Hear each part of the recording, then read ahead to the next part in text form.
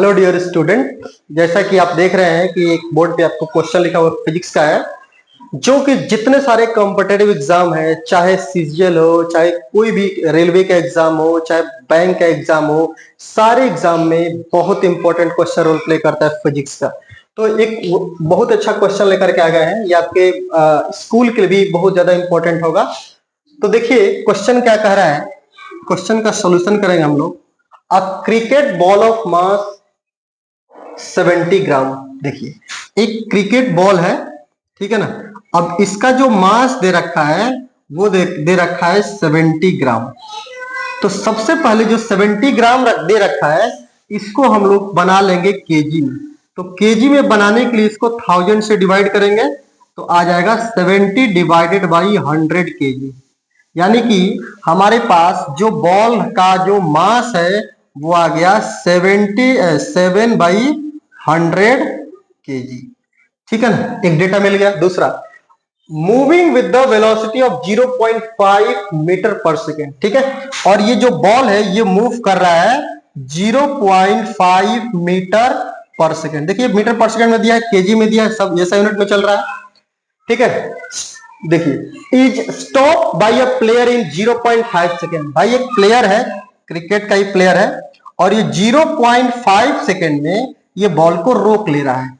What is the force applied by the player to stop the ball. देखिए ball suppose करिए, मान लीजिए इधर से आ रही है 0.5 से, आपकी तरफ से बॉल आ रही है 0.5 मीटर पर सेकेंड। तो वो क्या करेगा, बॉल को हाथ लगाएगा ऐसे रोकने के लिए। तो रोकने के लिए क्या करेगा, वो फोर्स जो है ऑपोजिट में लगेगा, क्योंकि इधर आ रही है बॉल, इधर आ रही है, तो फोर्स को हम लोग क्या करना पड़ेगा, अपोजिट में फोर्स लगाना पड़ेगा।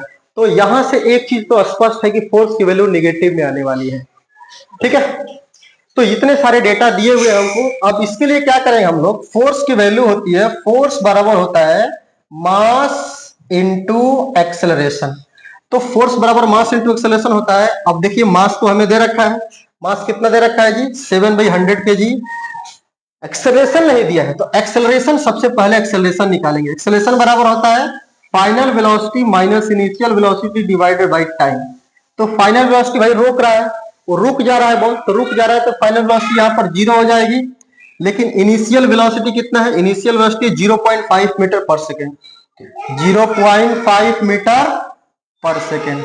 और उसके बाद टाइम कितना लग रहा है, 0.5 सेकेंड, 0.5 सेकेंड।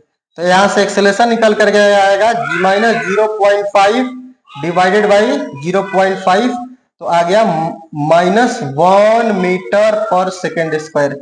यहां से एक्सेलरेशन की वैल्यू क्या आ गई, -1 मीटर पर सेकेंड स्क्वायर। अब हम लोग क्या करेंगे, यहां से फोर्स की वैल्यू निकाल लेंगे। तो फोर्स बराबर क्या हो जाएगा, फोर्स बराबर हो जाएगा मास इंटू एक्सेलरेशन। मास है 7 डिवाइडेड बाई 100 और एक्सेलरेशन है -1, तो हो जाएगा फोर्स बराबर हो जाएगा -7/100 न्यूटन। अगर आप इसको वैल्यू में कैलकुलेट करना चाहते हो तो 0.07 न्यूटन, 0.07 न्यूटन, यह आंसर आ जाएगा आपका फाइनल आंसर।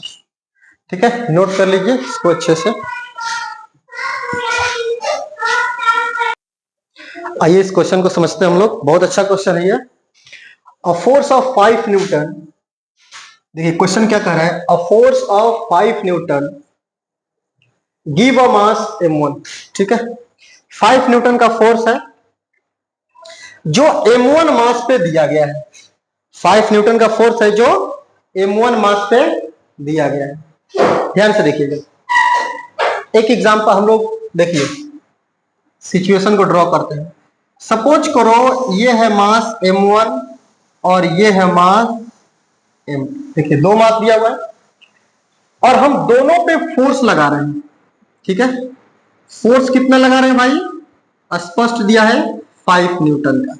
इस पे भी 5 न्यूटन का और इस पे भी 5 न्यूटन का फोर्स लगा है। देखिए ध्यान से, a force of 5 newton gives a mass m1 and acceleration of 10 metre per second square.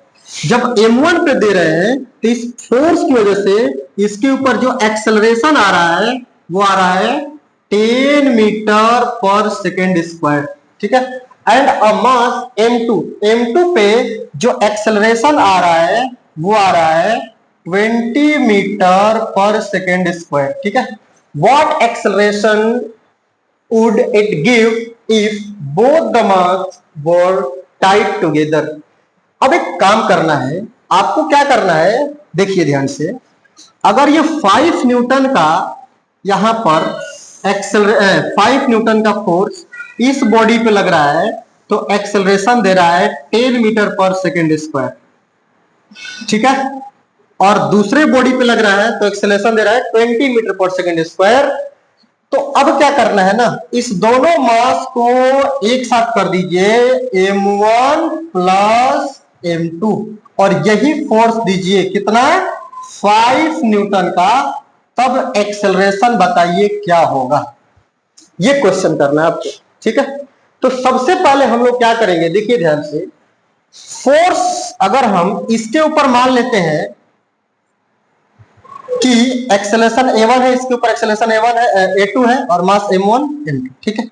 तो फोर्स तो उतना ही लग रहा है, फोर्स इज इक्वल टू होता है मास इनटू एक्सेलरेशन। पहले बॉडी के लिए, फर्स्ट बॉडी के लिए, तो फर्स्ट बॉडी के लिए अगर मास निकालना चाहे यहां से तो मास बराबर हो जाएगा F अपॉन a1 हो जाएगा।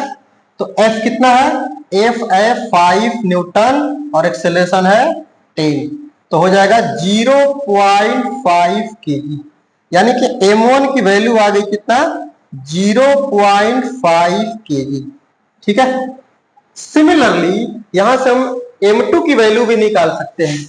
m2 की जो वैल्यू आएगी, m2 की वैल्यू क्या आएगी, m2 की वैल्यू आएगी F डिवाइडेड बाई a2।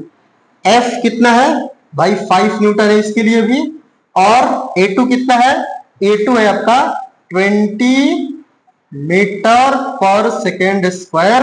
तो यहां से m2 की जो वैल्यू आएगी वो आएगी 1/4, दैट इज 0.25 केजी, ठीक है। यहां से m1 और m2 की वैल्यू आ गई।